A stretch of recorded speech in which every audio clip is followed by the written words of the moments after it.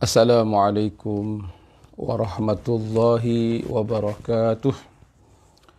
Bismillahirrahmanirrahim. Alhamdulillahi rabbil alamin. Wassalatu wassalamu ala ashrafil anbiya'i wal mursalin wa ala alihi wa sahbihi ajma'in. Rabbi shrah li sadri wa yassir li amri wahlul 'uqdatan min lisani yafqahu qawli. Rabbi yassir wa la tu'assir ya karim. Subhanaka la ilma lana illa ma 'allamtana innaka antal alimul hakim. Ya muallimal hikmah 'allimna ma jahilna wa dhakkirna ma nusina. Allahumma haqqiqna ya Allah bihaqiqatil ikhlas fi kulli niyatin wa qawlin wa fi'lin ya Allah. Kurniakan kepada kami semua hakikat ikhlas yang sebenar-benarnya, kerana ikhlas itu sirrun min asrarik. Kerana ikhlas adalah merupakan rahsia daripada rahsia-rahsia Engkau ya Allah. Ya Allah, kurniakan kepada kami semua hakikat ikhlas yang sebenar-benarnya dalam setiap niat, dalam setiap ucapan, tazkirah, bacaan, wirid zikir kami, dan dalam setiap amalan, tindak tanduk, perbuatan dan ibadah kami ya Allah. Tidak lain hanya semata-mata kerana Engkau ya Allah, tidak ada lain ya Allah. Tidak ada sesuatu pun yang boleh memberi manfaat dan tidak satu pun yang boleh memberikan mudarat kecuali hanyalah Allah Subhanahu wa taala. Alhamdulillah, Jumaah mubarakah. Ya, Jumaah mubarakah. Mudah-mudahan hari ini Jumaat yang penuh dengan keberkatan. Ya. Allahumma salli ala Sayyidina Muhammad wa ala ali Sayyidina Muhammad sallallahu ala Muhammad sallallahu alaihi wasallam. Allahumma salli salatan kamilatan wa sallim salaman tamman ala Sayyidina Muhammadin alladhi tanhallu bihi al-uqad wa tanfariju bihi al-kurab wa tuqda bihi al-hawaij wa tunalu bihi al-rawa'ib wa husnul khawatim wa yustasqa al-ghamamu biwajhihi al-karim wa ala alihi wa sahbihi fi kulli lamhatin wa nafasin bi'adadi kulli ma'lumin lak. Allahumma salli ala Sayyidina Muhammadin tibbil qulubi wa dawaiha wa afiatil abdani wa shifaiha wa nuril absari wa diyaiha wa qutil arwahi wa ghidhaiha wa ala alihi wa sahbihi wa sallim.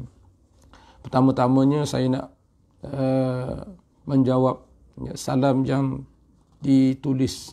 Waalaikumsalam warahmatullahi wabarakatuh. Mudah-mudahan kita semua mendapat keselamatan dan kerahmatan, ya, salam dan rahmat dan keberkatan daripada Allah Subhanahu wa taala. Lebih-lebih lagi kita hari ini pada hari Jumaat, ya, hari yang penuh dengan keberkatan insya-Allah. Menyambung bicara pagi kemarin, ada 5 alamat, ya, ada 5 tanda orang yang memiliki ilmu yang manfaat lagi benar, ataupun ada 5 tanda orang yang memiliki, ya, orang yang berjiwa tauhid. Iaitulah apa dia semalam kemarin, iaitulah mereka membiasakan diri mereka dengan berzikir. Sama ada zikir itu salawat. Kalau hari ini dia lebih banyakkan berselawat ke atas Nabi SAW selain zikir-zikir yang lain. Ini tanda orang yang memiliki ilmu yang benar lagi manfaat, dan ini juga tanda orang yang memiliki, yang berjiwa tauhid. Dia membiasakan diri dia banyak berzikir.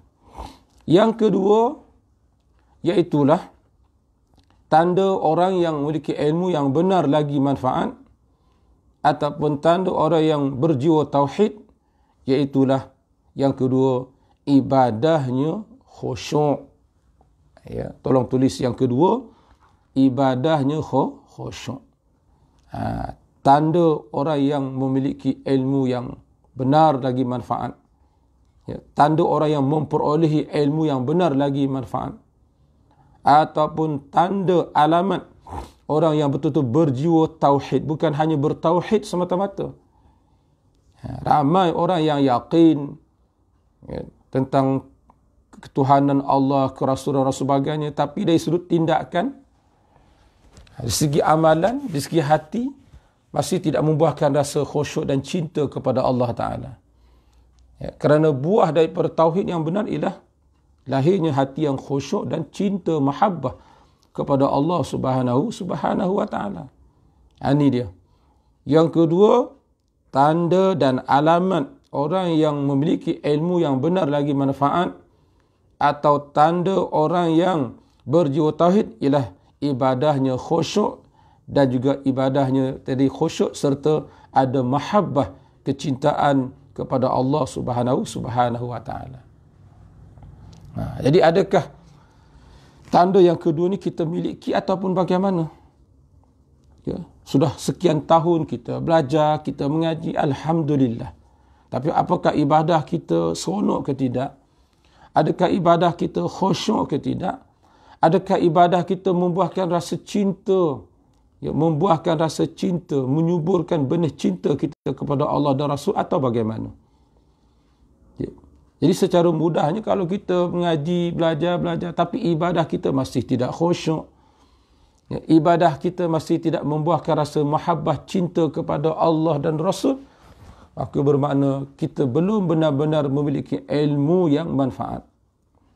Kita masih belum lagi dikatakan orang yang betul-betul berjiwa tauhid. Kita belajar ilmu tauhid yang asal itu sebagai i'tiqad. Tapi kita belajar tasawuf untuk nak zauqi, untuk bagaimana kita dapat merasakan, ya, terasa benar di hati kita keagungan Allah, kehebatan Allah. Ya, Allah ini adalah nama bagi zat yang bersifat dengan sekalian sifat kesempurnaan, yang memiliki nama yang indah-indah, lagi pula ianya sahajalah satu-satunya memperbuat segala-galanya yang tiada diketahui akan hakikatnya Allah. Ya, kita tenggelam dalam makna kalimah Allah bila kita beribadah kepada Allah. Ya, ada satu kali tu saya pergi dekat Mambau, Allahyarham Sidi Abdul Hamid, ya, anak kepada Sidi Allahyarham Syekh Sidi Abdul Hamid, ya. Masya Allah. Ini pengalaman, ya. Bila orang yang dekat dengan Allah, hati dia dipenuhi dengan rasa ta'zim dengan Allah, dia nak angkat takbir tu pun, ya, dia terasa, ya, keagungan dan kehebatan kebesaran Allah Subhanahu wa Ta'ala. Kita angkat takbir biasanya Allah Akbar. Ya. Jadi kena belajar. Sebab itulah ilmu yang wajib kita belajar ada 3. Tauhid, fiqh dan tasawuf. Tak cukup dengan tauhid, fiqh saja. Kena belajar tasawuf. Wajib, mesti. Ya. Ataupun dengan nama lain iman, ya, Islam dan ihsan. Ataupun dengan nama lain syariat, tarikat dan hakikat. Barulah sempurna pengabdian diri kita kepada Allah. Kalau hanya semata-mata belajar tauhid dan fiqh tapi tidak mendalami, tidak berusaha belajar tasawuf, maka kita tidak dapat mencapai zauq, rasa itu tidak dapat. Allah bukan sekadar untuk kita i'tiqad akan dia wajib wujudnya sebagainya, tapi Allah bagaimana kita boleh ingat dan kita dapat merasai dan memandang kepada Allah. Ya. Saya harap jelas, ya, apa yang saya sebut ini. Kesian. Ya. Sekian tahun kita belajar, tapi kita tidak dapat nak mengecapi nikmat kita berhubungan dengan Allah Subhanahu wa Ta'ala. Jadi yang kedua apa dia? Ayahanda, bunda, muslimin dan muslim, adik kekanda yang saya kasih sekalian, di hari Jumaat yang penuh keberkatan ini, tanda alamat yang kedua orang yang memiliki ilmu yang benar lagi manfaat, ataupun tanda orang yang betul-betul berjiwa tauhid, iaitulah ibadahnya khusyuk, di samping membuahkan rasa cinta yang mendalam, ya, kedekatan hati dia kepada Allah, kerinduan, ya, kepada Allah Subhanahu wa Ta'ala. Sebab tu setengah guru saya, ya, murabbi saya menyusun dalam masalah makrifat ini. Ya. Makrifat ini bermula dengan faham.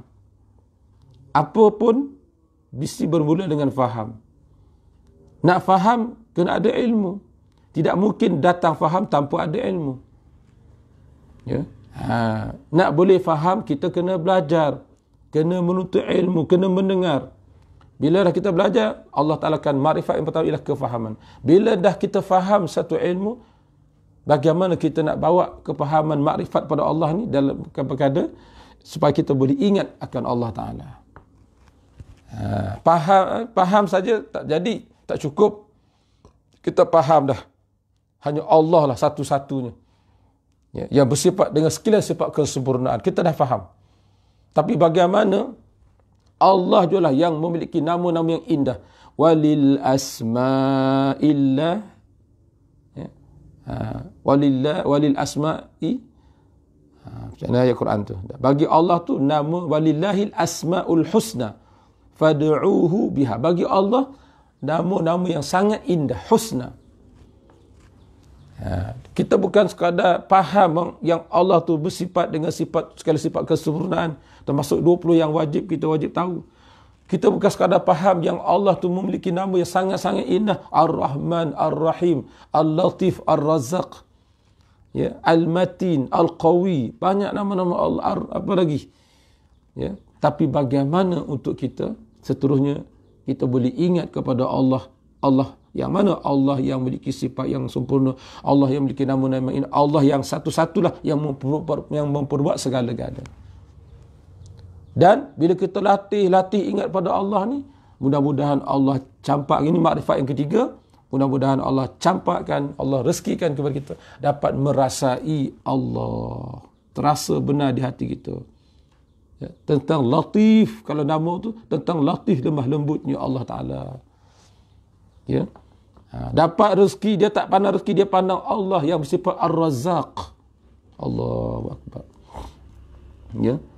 Dapat rezeki, dia pandang sifat Allah yang namanya Allah punya sifat dengan kudrah dan iradah. Allah lah yang menghendaki bahawa hari ini sampai rezeki kepada aku. Dia pandang Allah.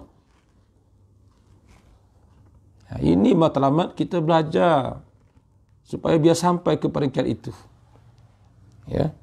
Jadi alamat yang kedua, tanda yang kedua orang yang memiliki ilmu yang benar lagi manfaat, alamat dan tanda orang yang betul-betul berjiwa tauhid ialah ibadahnya khusyuk dan ibadahnya itu ada rasa cinta, mahabbah kepada Allah Ta'ala. Dia buat dengan cinta.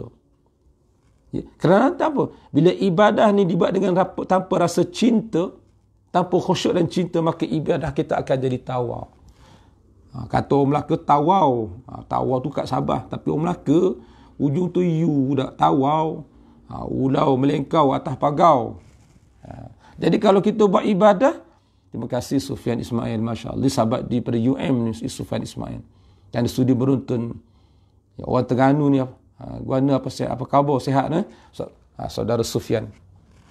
Kalau kita buat ibadah tanpa khusyuk dan tanpa mahabbah, kecintaan pada Allah, maka ibadah kita jadi tawau. Ibarat kita minum air, kita kacau air tapi tak ada gula, pahit. Kita tak boleh duduk lama, berzikir sekejap tak boleh. Tak boleh. Duduk dalam majlis ilmu sekejap tak boleh. Nak baca Quran sekejap tak boleh. Nak selawat sekejap tak boleh. Sebab apa? Dia tak dapat khusyuk. Dia tak dapat kemanisan dalam ibadah. Kenapa saya kata tanda dan alamat orang yang memiliki ilmu yang benar lagi manfaat, atau tanda orang yang berjiwa tauhid antara lain ialah khusyuk? Kerana Allah Ta'ala sendiri pun sebut dalam surah Al-Mu'minun. Kalaulah perkara khusyuk ni tidak penting, masa kan Allah Ta'ala berbicara, berkhitab kepada kita. A'udzubillahi minasyaitanirrajim. Bismillahirrahmanirrahim. Qad aflahal mu'minun alladhina hum fi salatihim khashi'un. Allah. Qad aflahal mu'min, sesungguhnya akan mendapat kemenangan orang-orang mukmin. Orang mukmin pasti akan dapat kemenangan, kejayaan. Daripada sejumlah sifat-sifat tanda orang mukmin yang berjaya, tapi Allah Ta'ala letakkan yang pertama sekali ialah alladzina hum fi salatihim khashi'un. Dia tak letak yang lain, tapi letak yang mula-mula sekali. Itu tanda kejayaan orang mukmin ialah alladzina hum fi salatihim khashi'un. Orang mukmin yang berjaya ialah orang mukmin bila dia salatnya khusyuk. Allah, tenang hati dia. Ya. Rasa damai, tenteram. Tak sebagaimana kita kan. Kita kalau solat, Allah, sebagaimana kita rasa lah. Saya tak nak kata siapa-siapa. Sebagaimana kita rasa, macam mana kita solat. Allahu Akbar, Bismillah. Dengan bacaan kadang-kadang tidak begitu tenang. Bila bacaan Fatihah kita tak tenang, bacaan dalam sembahyang tak tenang, macam mana datangnya hudur hati kita dengan Allah? Macam mana kita nak menghayati bacaan-bacaan kita sembahyang? Tidak mungkin. Lama dah kita solat, ayahanda bonda, kekanda adinda yang saya kasih sekalian. Ya? Alangkah ruginya kalau orang tu tidak solat, bermakna tidak ada tanda kejayaan bagi seorang mukmin. Tidak ada. Walaupun bisnes dia hebat, walaupun ya, pelajarannya tinggi, tapi bab sembahyang dia fail. Minta maaf cakap. Ya, bila berpidato hebat, berapi-api, ya, bisnesnya hebat, ya, pelajarannya tinggi, tapi sayang bila bab solat dia fail, tak ada khusyuk dengan Allah Ta'ala. Ya, buat seolah-olah macam lepas batuk di tangga saja. Ni bermakna ilmu yang kita belajar selama ni masih belum berjaya membentuk khusyuk dalam hati kita. Kenapa jadi begitu? Subhanallah, mohon maaf, saya melontarkan kepada muslimin dan muslimat perkara yang sangat-sangat basic. Solat ni kita buat hari-hari. Ya, sehari semalam 5 waktu, 17 rakaat, 2 subuh, 244, 34. Tu nombor telefon ya. Nombor kod. Ya, nombor kod. 244 34. 17 rakaat saya semalam. Itu tak masuk salat sunat lagi. Sedangkan Allah sebut dalam surah Al-Mu'minun, ya, tanda orang mukmin yang pertama sekali, orang mukmin yang berjaya ini siapa dia? Ialah orang yang solatnya khusyuk. Itu dia. Ya. Saya ulang lagi sekali, minta maaf. Ya. Dia pidato dia hebat, perniagaan bisnesnya lancar. Ya. Akademiknya ya, hebat, jawatannya tinggi sebagai, tapi bila menghadap Allah, berdiri di hadapan Allah, bila solat fail tuan-tuan, fail. Sedangkan Allah meletakkan kejayaan tanda orang mukmin yang pertama sekali ialah ibadah sembahyangnya adalah khusyuk. Saya rasa pagi ni cukup satu ni pun dah memadai dah. Cuba kita koreksi. Betullah nama rancangan slot kita ni pun bicara pagi muhasabah diri. Sepatutnya kan, minta maaf, kalau ada ayahanda bonda yang dah berumur 60-70, semakin meningkat umur usia kita, hati kita makin khusyuk, makin bertawajuh, berhadap kepada Allah. Makin kita tenggelam dengan makna kebesaran keagungan Allah. Sepatutnya bila kita solat. Ya? Sepatutnya orang yang semakin meningkat usia umurnya, ya, hatinya, solatnya, bila dia solat, hati lebih khusyuk. Sebab apa? Keterikatan hatinya dengan makhluk sudah banyak dilepaskan. Ya, sudah banyak dilepaskan daripada hati. Dia tak nak fikir banyak dah. Dia fikir sekarang depan dia, bagaimana dia nak berhadap dengan Allah Ta'ala. Dia. Jadi, adakah kita telah mencapai, kalau orang kerja kerajaan dipanggil apa? Apa saya tak tahulah. Dia kena ada pencapaian. Apa dalam bahasa orang kerja kerajaan, orang kerja pejabat, ada tahap yang dia perlu sampai. Ya. Dan Allah Ta'ala sebut dalam surah Al-Hadid ayat 16, sila tulis. Yang pertama tadi surah Al-Mu'minun ayat yang kedua. Yang kedua. Yang kedua sila tulis, kalau boleh tulis, surah Al-Hadid ayat 16. Surah Al-Hadid ayat 16. Bismillahirrahmanirrahim. Alam ya'ni lilladzina amanu an takhsha'a qulubuhum li zikrillah. Cantik. Ya, Allah Ta'ala tegur kita orang beriman. Adakah belum sampai masa dan ketikanya orang beriman untuk khusyuk hati mereka dalam mengingati Allah? Bila lagi kita nak khusyuk tuan-tuan, ayah anda bunda? Bila lagi hati kita betul-betul berhadap kepada Allah? Kenapa bila kita salat, hati kita masih bercabang lagi? Kenapa kita berzikir, kita berselawat, hati kita masih ingat kepada KPI? Terima kasih Azhar. Orang Terengganu juga ni. Apa khabar orang Terengganu? Masya Allah. Ini sahabat saya daripada UM. Azani rinduku. Masya Allah. KPI. Ini KPI orang mukmin. Baik. Yang kedua, alam ya'ni lilladzina amanu an takhsha'a qulubuhum li dzikrillah. Adakah belum sampai masanya orang-orang beriman untuk hatinya khusyuk, rasa nikmat dalam mengingati Allah? Bila kita nak capai ni? Umur kita dah 50, dah 60. Ya, kita asyik mencari kesedapan nikmat dunia saja. Kenikmatan, kesedapan, kelazatan pada makan minum. Ya, kenikmatan, kelazatan, kesedapan kepada tempat tinggal. Kenikmatan, kelazatan, kesedapan kepada kenderaan. Kenikmatan, kesedapan pada pakaian kita dan seumpamanya. Tapi bila lagi hati kita nak betul-betul khusyuk dalam kita mengingati Allah secara umumnya dan khususnya, bila lagi hati kita betul-betul khusyuk dan ingat dan hadir ketika kita dalam keadaan solat sembahyang. Allah. Saya kira cukuplah ya, untuk dipanggil hari ini sebagai renungan kita bersama. Sikit lagi disebut dalam tafsir At-Tabari.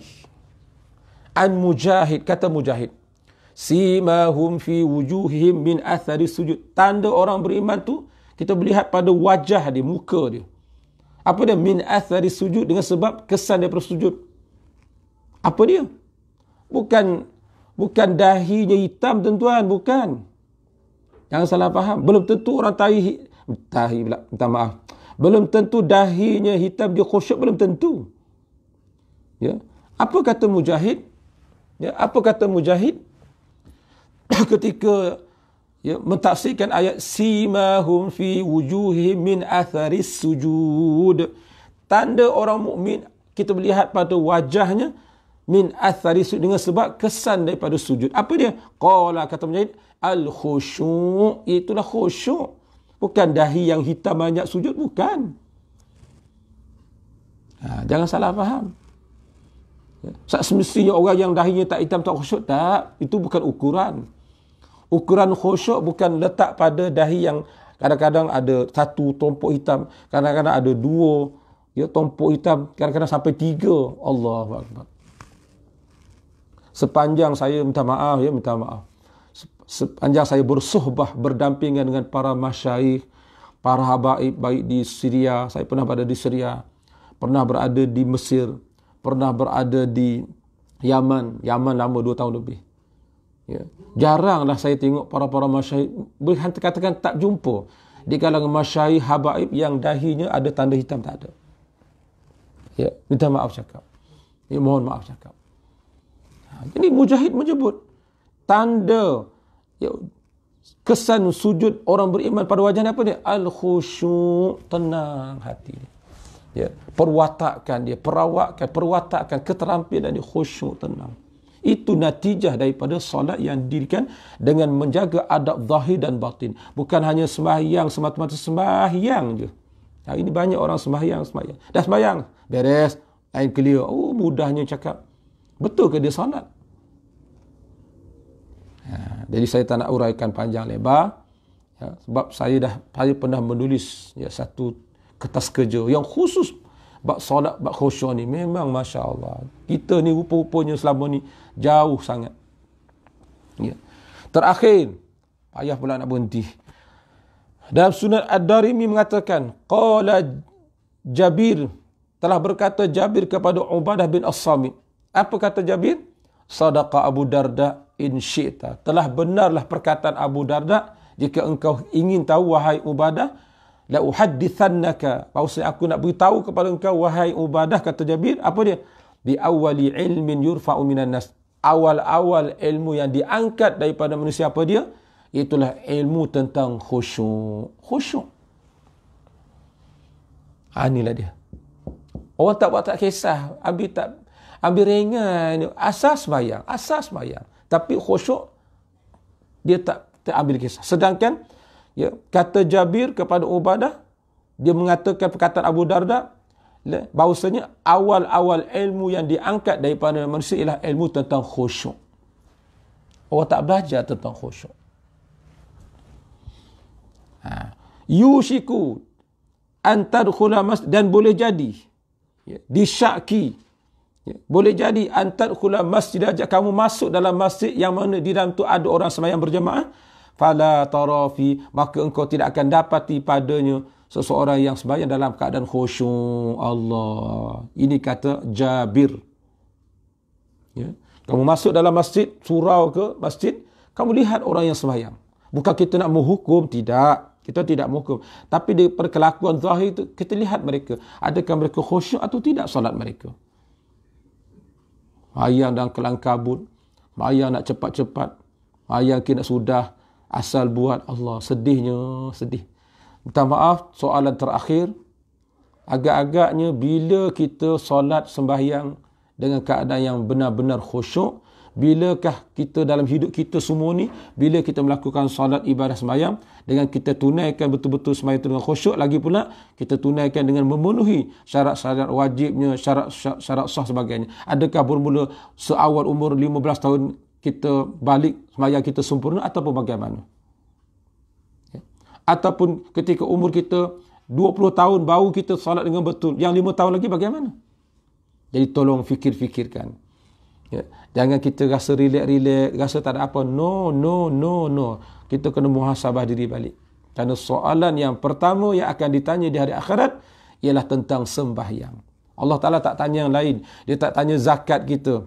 Dia tak tanya haji kita berapa kali, umrah berapa kali setahun. Tuhan tak tanya. Allah Ta'ala tak tanya apa lagi, sedekah kita, puasa kita banyak mana, puasa sunat. Tuhan tak tanya. Yang Allah Ta'ala tanya, yang awal-awalnya tanya, dihisap di hadapan ialah tentang solat sembahyang fardu kita.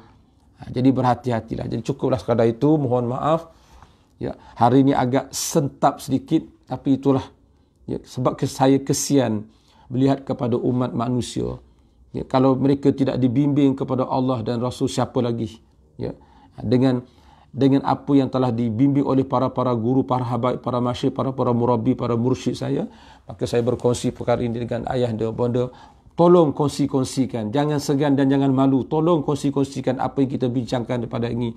Tolong share, tolong kongsi-kongsikan. Mudah-mudahan perkara ini menjadi asbab terbukanya pintu hati manusia agar mereka dapat memikirkan, ya Allah, betapa rupa-rupanya selama ini aku banyak kecuaian, banyak kekurangan yang telah aku lakukan dalam kehidupan, dalam beribadah kepada Allah Subhanahu Wa Taala. Insya-Allah kita tunggu dalam pertemuan akan datang apa pula tanda dan alamat orang yang memiliki ilmu yang benar lagi manfaat, ataupun apakah ada tanda alamat orang yang memiliki, yang berjiwa tauhid. Tanda yang ketiga, insya-Allah kalau dipanjangkan umur, kita jumpa pada hari yang lain. Dan tolong doakan kami sekeluarga. Lagi 2 hari lagi kami nak berpindah ke Melaka. InsyaAllah pagi Ahad ni kami akan berpindah dan berhijrah terus totally ke Melaka, bandaraya bersejarah. Doakan dengan berkat hari Jumaat ni, mudah-mudahan perjalanan saya sekeluarga dipermudahkan oleh Allah Subhanahu Wa Taala. Aqulu qawli hadza wa astaghfirullahal azim li wa lakum.